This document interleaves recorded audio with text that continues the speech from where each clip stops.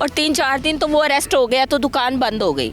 ये ठीक जब है। काम किया ना बच्चे का मॉडल के उसने किया है, वो उस टाइम उसने दुकान बंद कर दी। कोई आता बोलता हम सौदा नहीं है, ये चीज़ नहीं है, उन्हें नहीं खोली दुकान। अच्छा। हाँ, हमारे साथ इधर ढूंढने में और उनके घर वाले अफसोस करने में सारे लगे हुए। वहशी दरिंदे सफाक, मेरे ख्याल में उसको, इस दरिंदा सफाक मुलजिम को, इस मुजरिम को, इस वहशी को इंसान कहना जो है, मेरे ख्याल में इंसानियत की तौहीन होगी। ये इंसान है ही नहीं, ठीक है, ये जानवरों से भी बदतर है। इसके चेहरे पे कोई खौफ नहीं था, इसके चेहरे पे कोई निदामत नहीं थी। नहीं कोई खौफ आप लोगों को ज़रा शक नहीं हुआ इस पे? शक तो हुआ ना, पुलिस को उसको मतलब रेस्ट किया, एक रात उधर रखा था हवालात में। तो वो इतना शैतान था कि जब पुलिस मारती थी कभी पेशाब कर देता था, कभी कुछ। वो बोलता था कि इसके पास कुछ भी नहीं है, ये तो डरता है तो पेशाब निकल जाता है कि ये तो। लेकिन SHO फिर भी कह रहा था हमें शक इस पे ही है, इस बच्चे पे, और किसी पे नहीं है।